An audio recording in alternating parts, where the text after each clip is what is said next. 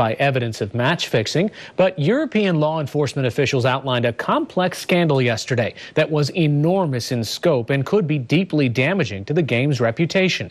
The European Union's police agency, Europol, said an 18-month investigation turned up 680 matches suspected of being fixed across the globe. The games were played between 2008 and 2011. The scandal may have even involved qualifying matches for the sport's biggest tournaments, the World Cup and the European Championships. The probe cited links to criminal networks, including a Singapore-based crime syndicate. Europol would not name any of the suspected matches or individuals, but said it involved more than 400 people in 15 countries. For more on this, I'm joined by Kevin Baxter, who covers soccer for the LA Times. Thanks for joining me. Thanks for the invitation to speak with you. Good evening. So, Kevin, tell me, this is not a large soccer country, the United States. Help us put in perspective how big of a scandal this is. Well, Rob Wainwright, who's the head of Europol, said that it is so large, it's such a grand scale that it threatens the very fabric of the game. And another Europol investigator said that this is just the tip of the iceberg. To give you maybe a little bit of perspective, the international sports wagering market is about $1 trillion, does $1 trillion of business a year. The Asian markets alone, they have more transactions, sports bets on a daily basis than the New York Stock Exchange goes through. So it's phenomenal, the size of the betting market. Now, that's everything from you or I going down to our nearby casino and putting $5 down on the Super Bowl. You know, it goes from there up to huge bets on soccer matches.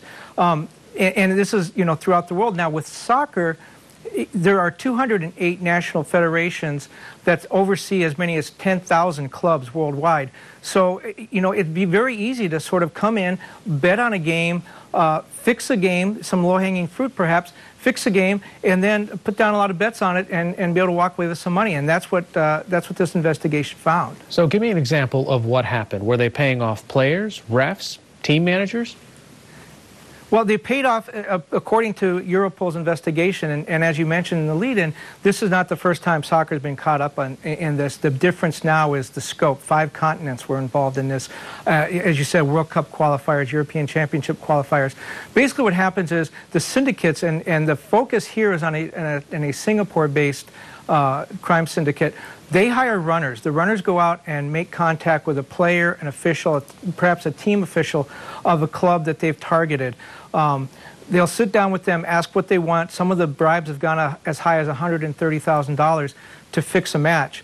Then the runner and the person who they decided to bribe, they come together and decide what kind of strategy they want to use.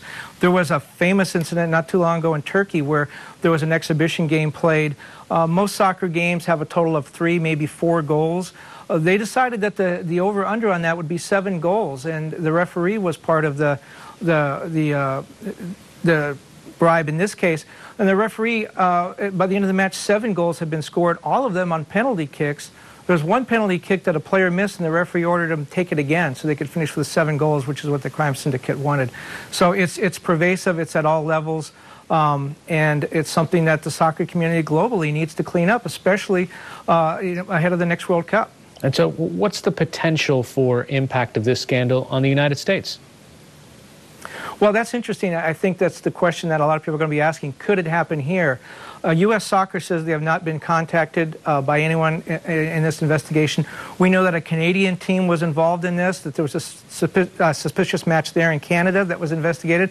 We know that other teams in CONCACAF, which is the conference that the U.S. team plays in during World Cup qualifying, we know that Central American teams were involved in this scandal. The U.S. says it couldn't happen here because they have too many safeguards. And Major League Soccer is involved with a number of different organizations that give early warning signs that tip them off when a lot of money is moving on one match, and they've tried to keep a handle on that. But you know, to say that it couldn't happen here, you look at the United Kingdom and the Football Association there, which is now looking into possibility that Liverpool, one of the most famous clubs in the world, may have been involved in this Europol scandal. So to say that it couldn't happen here, that may be a little bit arrogant. As this scandal has shown, it's pervasive, it's everywhere. And some people are saying now that this illegal market in soccer bribes, soccer betting, now may be as large, pervasive, and as lucrative as the international drug market. All right, Kevin Baxter from the LA Times. Thanks so much for joining us.